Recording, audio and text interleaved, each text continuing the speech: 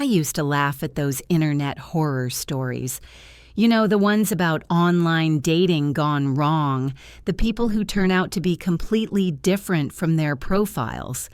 I always thought I was too smart, too grounded to fall for that kind of deception. My life was solid. Good job, great friends, and a clear idea of what I wanted. Then I met Ben. And Ben wasn't just different from his profile. Ben was a masterpiece of manufactured lies.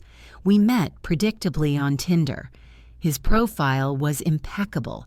Handsome, rugged, a self-proclaimed international consultant who traveled frequently but cherished his downtime. His photos showed him on yachts, attending high-profile events, and skiing in Aspen. He was exciting, attentive, and most importantly, he moved fast. Within 3 months, we were inseparable. He was always flying in for a few days, bringing me extravagant gifts, expensive jewelry, designer bags, saying he hated being away from me. He would tell me passionate stories about his dangerous, high-stakes business deals, which explained his need for secrecy and his frequent, sudden travel. It felt like living in a spy novel, and I was the beautiful, trusted confidant. 6 months in, he proposed. It wasn't just a simple proposal, it was a grand theatrical event on a private boat at sunset. The ring was flawless, a huge emerald-cut diamond. He looked into my eyes, and I genuinely believed he was my destiny, my partner for life. I said yes, diving headfirst into the whirlpool of his fabricated existence. The secrecy continued, but now it was cloaked in the urgent need to protect our future. He claimed his business partners were unstable, and we needed to keep our finances separate and our location vague. I was living in our shared, comfortable home in the suburbs, while he was constantly on the road, only coming home for weekends or brief, intense stays. When I asked about his family, he said they were estranged and scattered across Europe. Another convenient truth. I never pressured him. His excitement, his passion when he was with me, was intoxicating enough to keep me compliant. I became the perfect patient fiancé, waiting for my international man of mystery to come home. The first crack wasn't a bank statement or a mysterious phone call. It was a shirt. Ben had flown in unexpectedly for a Tuesday night, claiming a flight delay had grounded him nearby. We had a rushed, passionate evening, and he left before dawn to catch a critical flight. I was doing the laundry that morning and found a shirt of his tucked between the cushions of the armchair. It was a high-end shirt, custom-made, one he wore frequently. I decided to send it to the dry cleaner. As I folded it, I noticed a tiny silk loop sewn into the inner collar, the kind used for hanging. And sewn into that loop was a minuscule white laundry tag with a number. That was normal. What wasn't normal was the handwriting next to the number. G. Chicago. Chicago. Ben claimed his business was primarily in Dubai, London, and the occasional trip to Miami. He had never mentioned Chicago. And G? Was it a company name? A client? It was too small a detail to confront him about, but it planted a seed of doubt. I couldn't shake the image of that neat, feminine handwriting and the name of a city hundreds of miles away, completely outside his normal travel narrative. Over the next few weeks, the obsession grew. I started subtly looking through his luggage when he came home. I found nothing. He was meticulous, his suitcase always containing only what he claimed. Business documents and expensive suits. He had no second phone, no suspicious credit card statements linked to our address. He was a ghost when he wasn't physically present. Then came the second clue. This time from a source I never expected, our wedding photographer. We had hired an in-demand high-end photographer who specialized in destination weddings. She was incredibly busy, but she loved our story. One afternoon she called me, sounding slightly confused. "Jessica, I'm so sorry, but I just realized I put your wedding date down for the wrong year in my calendar. My assistant booked another client, a Mr. B. Sterling and Ms. Gabrielle R. in Chicago for that exact Saturday next year. I must have mixed up the deposit slips. I'm so mortified. My blood ran cold. B. Sterling. Ben's full name was Benjamin Sterling, Gabrielle R. Chicago, and the exact date of our wedding." "Wait," I managed to say, my voice a thin, reedy sound. "Did you say B. Sterling? The B is for Ben." "Yes, Ben," she confirmed, sounding relieved. "He booked a full package. They're doing a huge, extravagant wedding, much like yours, actually. Very similar taste. I called him just now to apologize, but he didn't answer." I forced out a laugh that sounded utterly fake. "Oh my gosh, what a funny coincidence. That must be a client of his. He's an international consultant. He must be arranging the whole wedding for a client. He's always helping people out." "That makes sense," the photographer said brightly. "Still, I apologize for the scare. I'll make sure your date is locked in." I hung up, my hands trembling violently. A client? A client who shared his exact name and was marrying a woman named Gabrielle in Chicago on the same day as our wedding. The denial was impossible. Ben wasn't planning a wedding for a client. Ben was planning a second wedding for himself. And G on the laundry tag wasn't a company. It was Gabriel. My mind raced back to his sudden trips, his vague excuses, his insistence on separate finances. It wasn't protection from his enemies. It was a masterfully coordinated plan to live multiple lives, funded, I realized, with a fresh wave of nausea, by me and likely by Gabriel. I looked down at the enormous, beautiful diamond on my finger.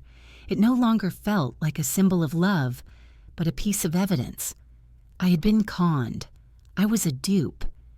And I was about to marry a bigamist, a serial swindler who was dividing his affection, his time, and his life between me and at least one other unsuspecting woman in a completely different city.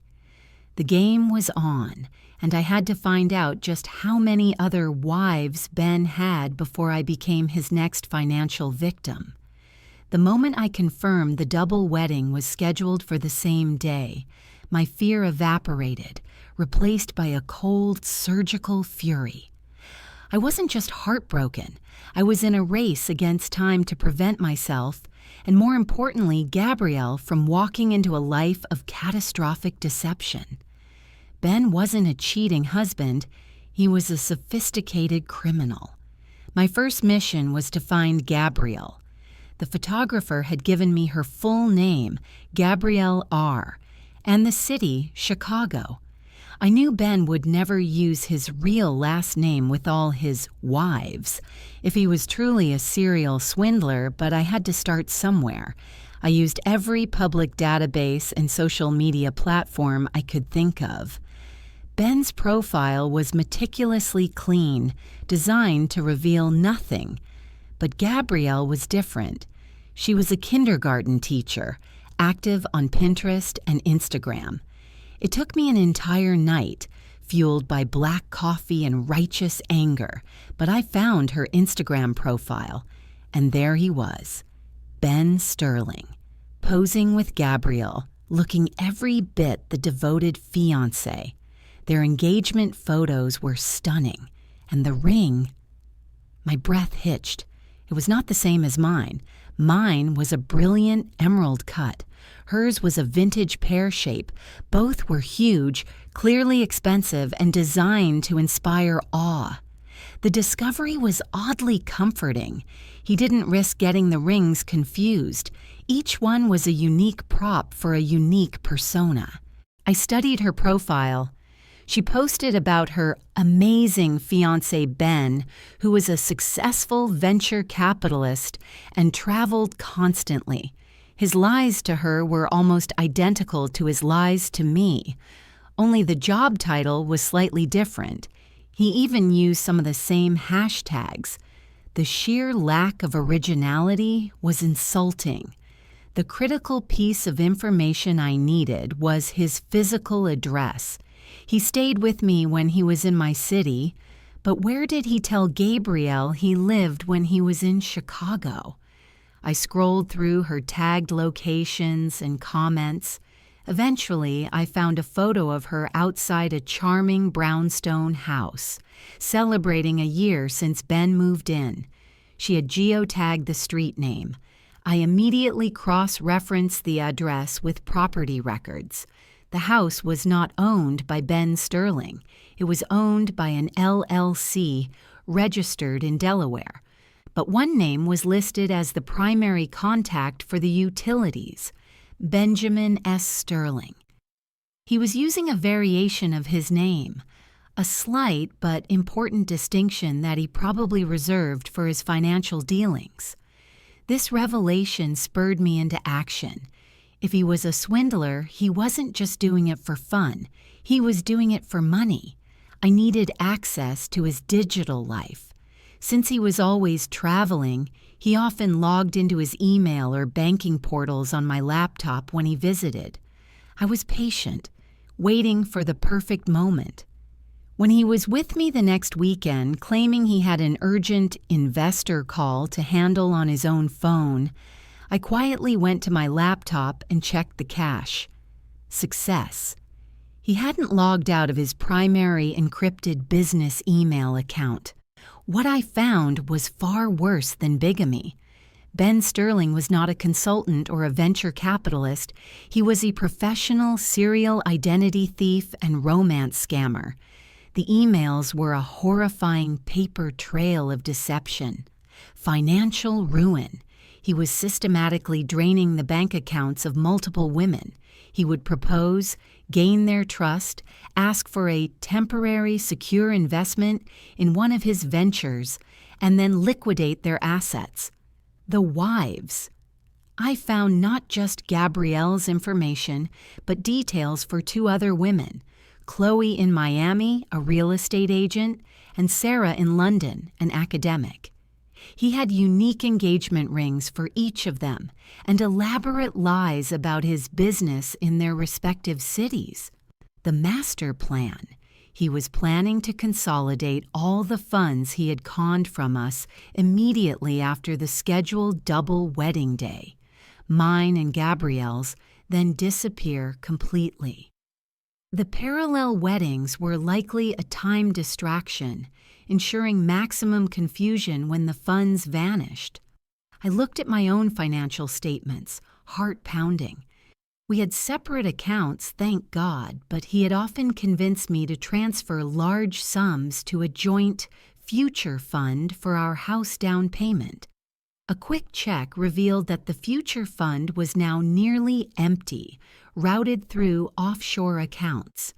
I had been systematically fleeced, slowly and charmingly, over the course of our relationship. The fear was immense, but the anger was a sharper weapon.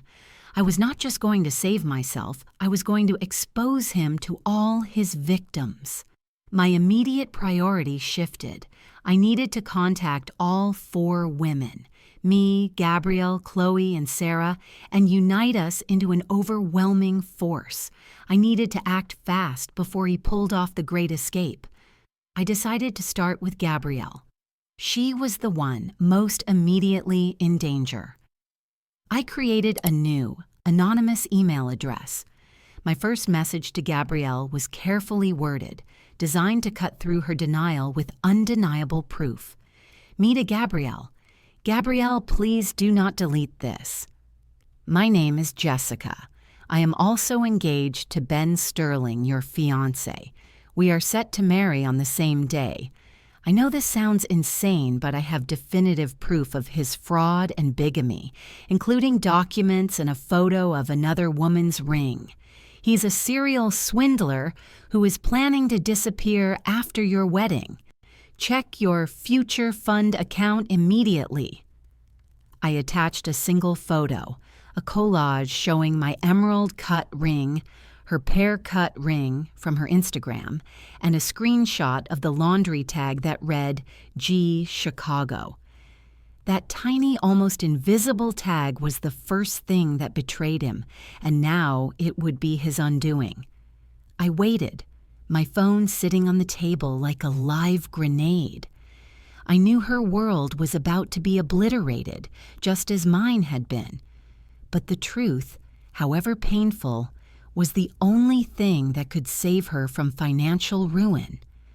I was about to find out if she was ready to fight back, or if she was too deeply in love with the fantasy to see the criminal standing next to her. The reply from Gabrielle came almost instantly, late that night. It wasn't accusatory or disbelieving. It was a single word, sharp with dread. Proof. I immediately sent her the most damning pieces of evidence I had. The screenshot of his business email showing the future fund transfers to offshore accounts, and the detailed correspondence with his financial manager about consolidating assets right after the wedding date. I also shared the details of Chloe and Sarah, urging her to help me find them. Gabrielle, a kind and pragmatic soul by nature, was utterly devastated but immediately mobilized. Her shock quickly turned into a cold, protective rage. She confirmed her future fund was also nearly empty. Ben had convinced her to liquidate an inherited stock portfolio, claiming it was for a once-in-a-lifetime safe investment opportunity that only lasted 48 hours. "I feel sick, Jessica," she wrote. "He just left this morning for a conference." The audacity. He was just here, planning centerpieces while preparing to steal every penny I own. Our first move was to find Chloe and Sarah. Using the names and vague city locations from Ben's emails, Gabrielle and I pooled our resources. Gabrielle, being the more adept social media sleuth, quickly found Chloe, the real estate agent in Miami, and Sarah, the academic in London, through professional networking sites and thinly veiled private Facebook groups. We created a secure, encrypted group chat. The introduction was surreal.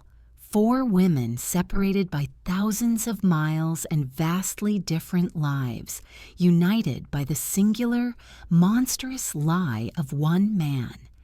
The initial conversation was a painful, tear-soaked exchange of shared trauma. Chloe was the most financially ruined. She'd mortgaged her properties to invest in Ben's real estate development fund. Sarah, the most recent victim, was the most emotionally shattered, having just introduced Ben to her elderly, frail parents. We quickly established the pattern of his scam, the persona: international consultant/venture capitalist, estranged family, frequent travel, extreme secrecy. The seduction: grand gestures, intense passion, quick proposals with expensive, unique rings, ensuring no mix-ups. The trap: convincing the wife to liquidate her most liquid assets for a once-in-a-lifetime short-window investment just before the wedding.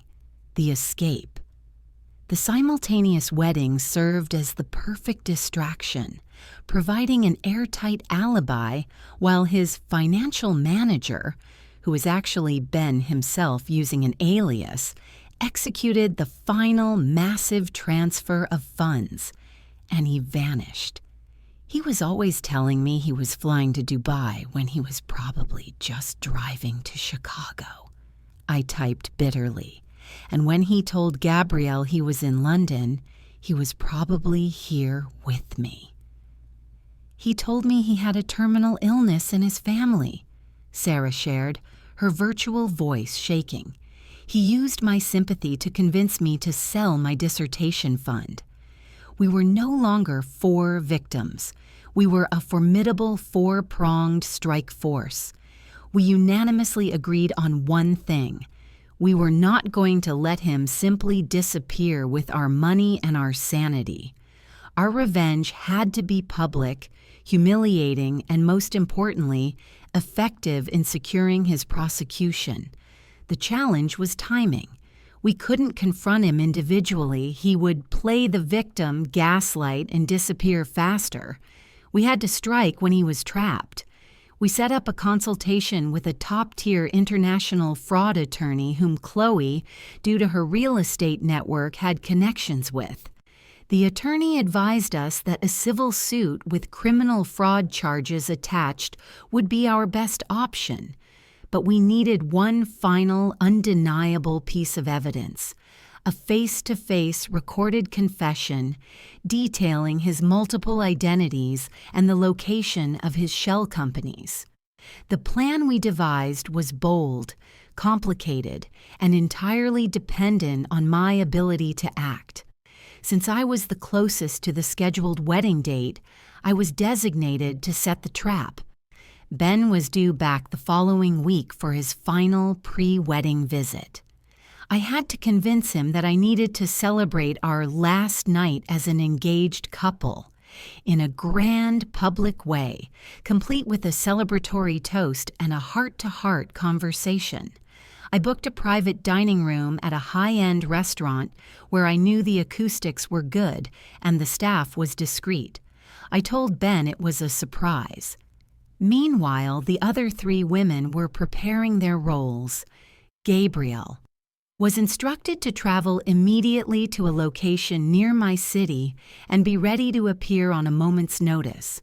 Chloe and Sarah were preparing to launch social media posts and media alerts simultaneously with the confrontation, providing proof of their own engagements and the stolen funds. The attorney was poised to file the lawsuit and restraining orders the moment the confession was secured. I practiced my lines in the mirror. I needed to sound loving, vulnerable, and totally devoted, lulling him into a false sense of security where he would boast about his genius. I had to get him to talk about his success, his business trips, and most importantly, his future plans, which I knew meant his imminent disappearance. When Ben finally arrived, I performed the role of my life. I was ecstatic, showering him with affection, constantly talking about our amazing future. He looked relaxed, confident, utterly oblivious to the net tightening around him. He was excited about his final score and his grand exit. "You know, Ben," I whispered to him that night as we lay in bed, the microphone on my phone discreetly recording under a pillow. "Sometimes I worry about your trips. You never tell me where you're going. It's so mysterious. I just need to know that we are secure." He laughed, pulling me closer. "Of course we are secure, my love.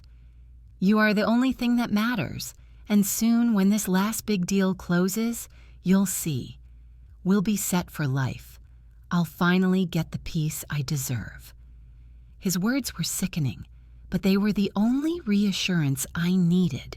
He was secure, and he was ready for the final move.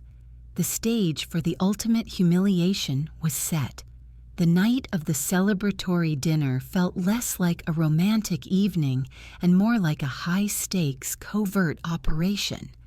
I was wearing a wire, a small recording device clipped discreetly under my dress, supplemented by my phone recorder. Gabrielle was waiting in a hotel across the street, ready for my signal. The private dining room was intimate, and the wine flowed freely. I watched Ben relax, his guard dropping further with every glass.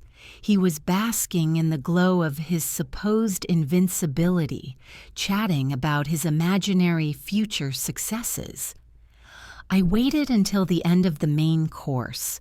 when the waiter had cleared the plates, leaving us alone with the deep silence of the private space.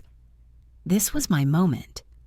"Ben," I started, leaning forward conspiratorially, my voice soft and admiring. "I have to ask you something that's been on my mind. You are so brilliant. Your planning, your execution, it's flawless. I just can't wrap my head around how you manage it all. The travel, the deals, the secrecy. I mean, how do you handle your personal life with such intensity?" He chuckled, taking a slow sip of wine. He interpreted my awe as utter admiration. "It takes discipline, my love, and a very flexible approach to commitments." I pushed gently. "I know you travel a lot, but sometimes when you say you're in London, I just wonder, are you truly alone? I mean, you're so charming. Don't you ever get lonely?" I let my voice trail off, making it sound like a vulnerable, innocent question. He smiled, a smug, dark expression I hadn't seen before. He was finally ready to boast. "Alone? Never. That's the beauty of the system, Jess. You think I can run an empire this vast without support in different jurisdictions? Every city has its assets. Every asset serves a purpose." "Assets," I echoed, my hand shaking slightly as I gripped my napkin. "Are we talking about business assets or personal ones?" He leaned across the table, his eyes glinting with arrogance. He lowered his voice, believing he was sharing a brilliant secret with his most trusted companion. "Listen. The key to freedom is compartmentalization. You are the perfect life here. The beautiful house, the perfect future. Gabrielle in Chicago, she's the steady, domestic one. Chloe in Miami, she manages the real estate deals. Sarah in London, she's the intellectual cover. They all serve their role. They all believe they are the one. And they all contributed to the final consolidation fund." He paused, clearly waiting for me to be impressed. "Do you understand the genius of it? 4 major transactions on 4 different continents, all timed perfectly. It's not just a wedding I'm skipping, Jess. It's a clean break with 8 months of net profit. It's the ultimate swindle." I felt a wave of nausea, but I kept my face expressionless, nodding slowly. "And the rings? They're all real, aren't they? How do you afford that?" "Tokens, darling, necessary investments. They are collateral. I simply liquidate one woman's assets to buy the next woman's ring. It's the cost of doing business. Your emerald cut? That bought me 3 months of high-end lifestyle while I set up the final stages." He chuckled, completely unaware that every boast was a nail in his coffin.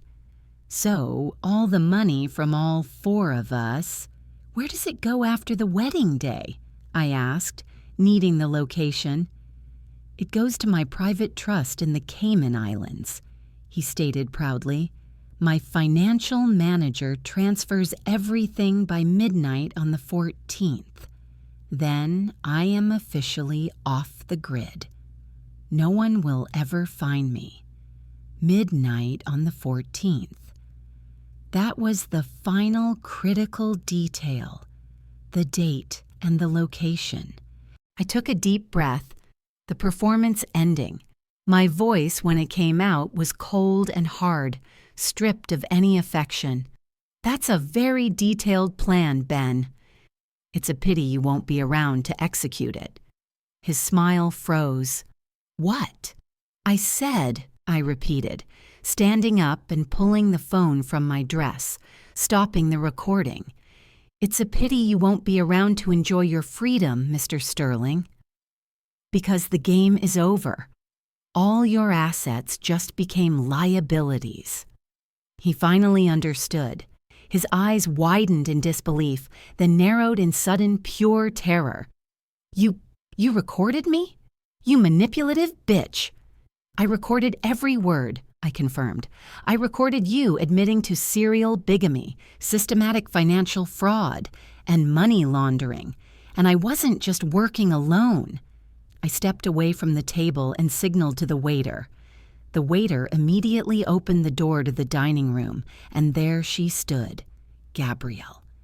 Ben recoiled as if struck. "Gabrielle, what are you doing here? This is a business trip." Gabrielle didn't speak. She just walked over to the table, her face pale but her eyes blazing with determined anger. She slammed her phone onto the table, displaying an open group chat. "He lied about everything," I announced loudly, knowing the discreet staff were now definitely listening. "He has engaged Gabrielle. He swindled Chloe in Miami and Sarah in London. We are all his victims, and we have documented proof of every fraudulent transaction." As Ben scrambled to understand the betrayal, the door opened again. This time, it wasn't a victim. It was two plainclothes police officers, flanked by our attorney.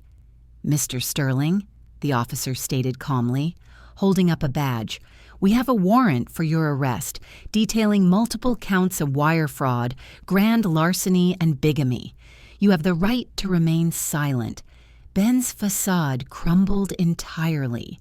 He didn't protest or argue. He simply looked at the two women who were supposed to be his future wives, then at the attorney, and his shoulders slumped in total, defeated realization. The international consultant was just a common swindler caught in his own web of vanity. As they cuffed him and led him out the back of the restaurant, his last words to me were a pathetic whisper. "You ruined me." "No, Ben," I replied, standing next to Gabrielle, linked arm in arm. "You ruined yourself. We just filed the police report.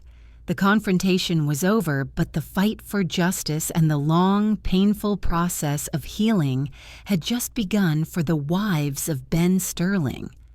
The arrest of Ben Sterling, the serial Tinder swindler, became an immediate international sensation. The story of the Four Wives Alliance, me, Gabrielle, Chloe, and Sarah, was picked up by every major news outlet, a cautionary tale of online dating and financial fraud. The public humiliation was exactly what we had aimed for. Ben's carefully constructed anonymity was permanently shattered. The immediate aftermath was a flurry of legal action. Our attorney, working with the evidence from my recording and the detailed transaction logs provided by the four of us, filed a massive civil suit for fraud, theft, and emotional distress. Criminal charges were pursued aggressively in my jurisdiction, which had been the site of his final act of planning and his arrest. The legal battle was complex, tracing funds through multiple shell companies and offshore trusts. It quickly became clear that Ben had minimal assets left that weren't already frozen or tied up in the fraud. He had lived a high-roller lifestyle, using the stolen money as fast as he could fleece it. His expensive rings and suits were merely tools of the trade. Throughout the months of legal proceedings, the four of us maintained our alliance. We became the unlikeliest support group. We met on video calls weekly, sharing updates, offering emotional support, and collectively dissecting his manipulative tactics. It was a shared therapy that no single session could replicate. We were bonded not by love for him, but by a powerful collective rage and a shared goal, justice. Gabrielle, who had been the closest to the second wedding, was the most visibly scarred, but also the fiercest in court. Chloe, the real estate agent, used her sharp business acumen to help the attorney trace the funds. Sarah, the academic, provided a detailed psychological profile of his narcissistic pattern, which proved invaluable in the civil case. As for me, I had to completely restructure my life. I was forced to accept the substantial financial loss from the future fund he had drained. But the loss of money was minor compared to the loss of trust. I went to therapy to deal with the severe emotional betrayal and the shame of having been so easily fooled. My counselor helped me understand that Ben's charisma was not a reflection of my poor judgment, but a specialized weapon designed to deceive. The truth finally caught up with Ben Sterling.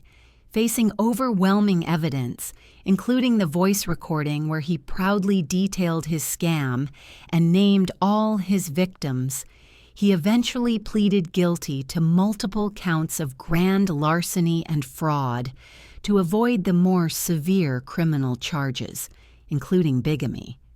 His sentencing was a moment of profound closure for all of us. The judge, clearly aware of the gravity of his systematic abuse, sentenced him to a substantial term in federal prison. He was also ordered to pay restitution to all 4 of us, though we knew the chance of recovering the full amount was slim. Seeing him in that courtroom, stripped of his expensive suit and his arrogant charm, was the final confirmation that we had won. The illusion was gone. Only the sad, pathetic criminal remained. We didn't attend the sentencing together, but we watched the broadcast and spoke immediately after. There were no cheers, just a quiet, exhausted relief. The chapter was finally, definitively closed. Life slowly returned to a new normal. We all moved on, taking different paths. Gabrielle went back to teaching, more cautious but with a stronger self-awareness. Chloe focused entirely on her business, channeling her energy into success. Sarah decided to write a paper on the psychology of online romance fraud, turning her pain into professional purpose. I sold the house we had shared. I needed a clean break from every physical space that held his lies. I donated the clothes and gifts he had given me. The emerald-cut ring? I turned it over to the authorities as evidence, and it was eventually sold to cover a tiny fraction of the restitution. I didn't want the diamond, I just wanted the closure. I spent a year focusing on myself, rediscovering who I was outside of a fraudulent relationship. When I finally dared to date again, I avoided all dating apps. I met people through friends in real life, prioritizing slow, steady trust over immediate, dazzling excitement. The memory of Ben Sterling will always serve as a harsh lesson. It taught me that the biggest danger isn't the anonymous stranger, but the charming manipulator who seamlessly integrates into your life and then systematically dismantles it. The most beautiful facade can hide the ugliest secrets. But the most important thing I gained was the bond with the other women. We check in on each other periodically, a reminder of the power of women uniting against betrayal. We survived the serial swindler, we fought back, and we emerged stronger, richer in resilience if not in bank accounts. And that, I realized, was a victory far more valuable than any emerald-cut diamond. I was no longer a victim. I was a survivor, and my story was proof that the truth, no matter how painful, will always expose the fraud. It took the betrayal of a lifetime to teach me the true meaning of trust, but I finally learned it, and I was ready to live my life honestly and freely for the first time. Thank you for listening to this difficult confession. We are so grateful to share these stories with you. If this story resonated with you, please hit the like button and share your thoughts in the comments section below.